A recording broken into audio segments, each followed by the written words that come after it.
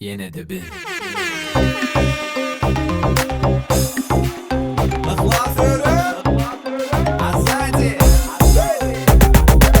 Gördüm seni yol ötende, neflen kara ötende. Söyle o diyan benne vakşonun mere abike.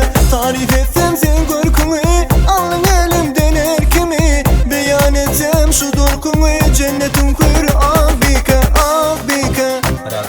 Abike söyleyen abike, Кусочек рая. abike.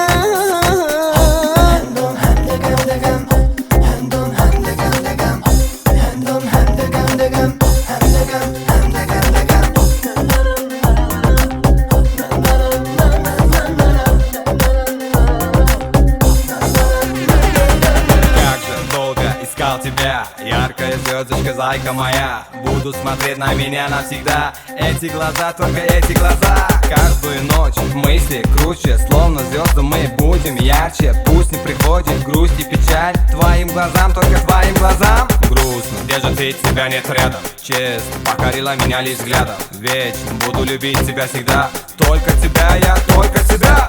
Haylan yanaklı gözler, seni haladım ağlarlar. Tolkunar seker şemallar, saçların tarı abike. Cemalın nur saçıp dursa, derya çaylar akar terse. Dökreleyli şirin verse, hayrana ağlar abike, abike. Abike söyleyen abike, Кусочек рая. abike.